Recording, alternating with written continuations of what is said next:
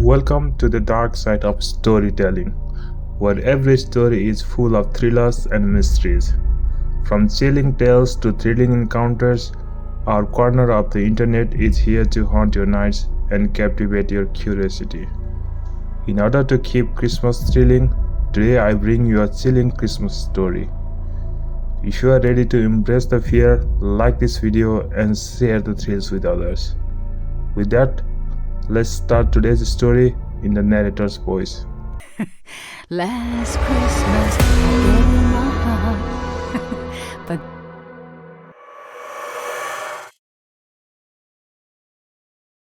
Christmas has been a rough time of the year for me. All my friends and classmates were always filled with the festive spirit and excited for the plethora of gifts that sat nestled under their trees, but my Christmas were never like that. My family was broken, mostly thanks to the cruelty of my father. He was a heavy drinker, and what time he didn't spend at the bar was usually spent on tirades against my mother and physical confrontations with my 16-year-old brother, Tommy. My father was the kind that never seemed satisfied with anything. My mother's meals were never tasty enough. Tommy's attitude and direction in life wasn't admirable enough. More than once I watched them fight, with my father expelling his wrath upon them both. He broke Tommy's arm twice and left my mother with multiple scars and bruises. Tommy and I were always close, but as time went on, he came home less and less. My mother slipped further into depression and became more reclusive as a result of the abuse. She never talked about it, just did what she could and tried not to ignite the temper of my father. She tried hiding it from me, but I heard her crying in her room almost every night. I hope I don't come across as a Grinch who's trying to ruin the holidays for everyone else, because there was once a time when I absolutely adored Christmas. It was usually one of the few reprieves our family had from my father's wickedness. Maybe it was his eggnog mixed with bourbon that did it, but he always seemed a little less mean on Christmas.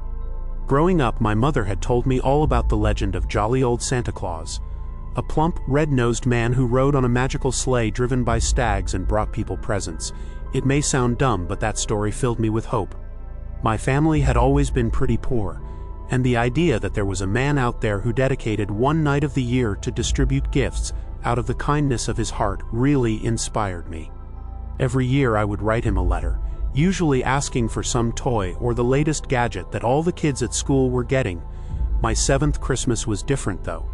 I had sort of begun to grow out of the legend of Santa Claus, especially with the apparent lack of results. I wasn't even planning on writing a letter that year, but Mom encouraged me to give it one last try. I really wanted a Nintendo 64, but something else was more important.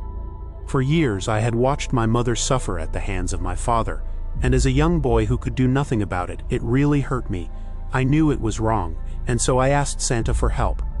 I asked if he could make Mom happy again. I took the letter and folded it up, leaving it under a plate of cookies and tall glass of milk by the tree as was my tradition.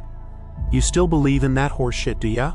My father's gruff voice slurred the words as I set the gift down. I turned back to him, seeing his bearded face contained droplets of eggnog, his pajama pants were worn and dirty, and his stained Metallica t-shirt was on its last leg. He gave a grumbling laugh as we met eyes. "What a freak concept, huh? Some fat guy that brings presents to everybody. Ain't nobody in the damn world gonna give you a thing for free like that." He took a gulp from his glass and sighed. "Well, not if you're on the naughty list," I pensively responded. My father's drunken ire turned back to me, and I felt my heart sink, but then he laughed. "Yeah, gotta be a good boy, huh? You been a good boy this year?" I shrugged and wavered on my feet. "I think so," he grunted and shook his head. "Yeah, we'll see about that." His vision drifted back to his TV, and I just left. I didn't ever want to interact with my father more than I had to. I went back upstairs and Mom and I put on the Rudolph story in her room. We sat and watched for a while, and Mom seemed genuinely happy in that moment. The snow was heavy that year, and I watched it fall in droves outside my bedroom window. The wind howled and tore through the yard, and our little rundown home rattled from the onslaught of winter. The credits began playing, and I rose to turn off the TV. Mom was fast asleep by that point. I put the cassette back in its case and walked over to the window to glimpse the storm outside.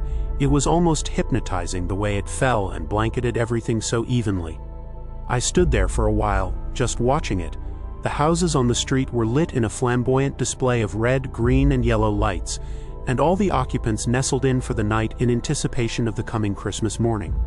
I was about to turn away when something caught my eye further down the street. There was a man walking alone in the blizzard.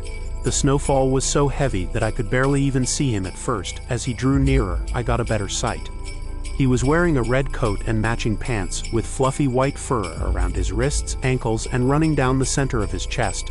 I recognized his attire right away. It was Santa. I didn't see a beard though, and he looked quite a bit skinnier than I had been told. He wore a hood over his head, with no signs of his signature cap underneath. He then paused right in front of our house and looked up. Immediately, I withdrew from the window, knowing full well that glimpsing Santa was a surefire way of ending up on the naughty list. I couldn't believe it though, he had actually come. I don't know how long I sat there, but eventually I heard something strange. It sounded like the front door creaking open. I rose from the ground and found that he was no longer outside the window. I thought that was weird. Santa was supposed to come down the chimney. I then of course realized that our chimney was much too small for a fully grown man to fit down.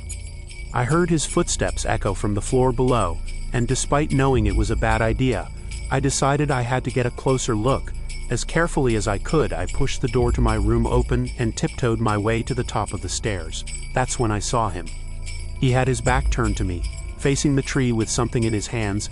I stepped carefully onto the stairs, but they creaked as I did. Instantly Santa whipped around and stared up to me. I felt my heart quiver in my chest as we stared at one another. His hood was still up and I couldn't see his face beneath. My father was out cold in his armchair, with the TV still flickering in the background.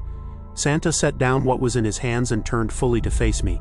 He then lifted one arm, and his gloved index finger wagged slowly back and forth. I knew what that meant and nodded before quickly scurrying back to my room. I just hoped I hadn't ruined it for myself by seeing him. I stayed in my room for the rest of the night in eager anticipation. Down below, I heard a slight commotion emanate from the ground floor. It almost sounded like someone was fighting, but I reasoned that it must have just been Santa hoisting his bag of goodies around. Soon after, I heard the door open and shut a second later. I didn't dare venture back downstairs, and next thing I knew, I was waking up. The sun was shining bright outside, reflecting light around the street and in the windows. Mom greeted me as I awoke, and the two of us made our way downstairs. Mom seemed apprehensive but lightened a bit from the excitement that I had. After all, Santa had actually shown up, and I couldn't wait to see what he had brought. Mom smiled as I ran ahead, and I felt as though my wish had actually come true. That changed when we got downstairs though, and Mom's face contorted into terror before letting out a gut-wrenching scream. My father sat on his usual chair, his eyes wide and jaw slacked open. His neck had several cuts and bruises along them, and he wasn't moving.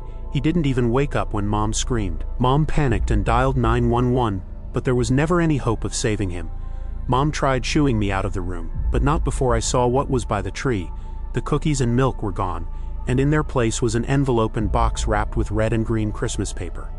Mom ushered me to my room as the emergency crews and police arrived. They performed their routine down below, while I inspected the gift. I opened it up and nearly fainted at the sight of a brand new Nintendo 64 console. I was overjoyed and immediately began to set it up. I paused though, remembering the note that had been attached to it. I opened it. Dear Tyler, I am sorry that my gift took so long to arrive. You've been a very good boy and you deserve much more than you have gotten. You are a very special young man, and I know you will grow up to be a wonderful person. I hope you enjoy your gift, and I hope that you and your mother can grow together and heal from the things you have been through. Thanks for always believing, and take care of your mom for me. Love, Santa Claus. P.S. Thanks for the cookies. My father was declared dead soon after that, and preparations were made to lay him to rest. Mom was at first incredibly distraught by what had happened. I think it was more fear of the future than it was sorrow for my father's sudden murder.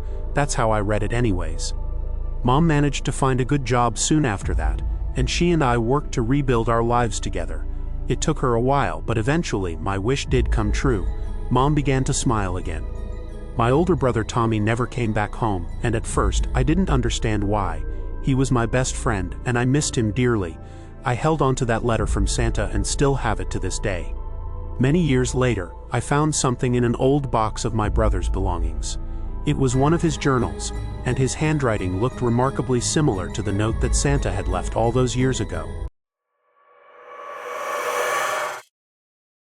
Wow, that was dark and gloomy. Share your thoughts on the story and your theories in the comment section. I will highlight some of the best theories and comments. Thank you for watching or listening this thrilling story. Please consider liking the video and subscribing the channel if you want more thrilling contents. If I do not see you, good morning, good afternoon, and good night.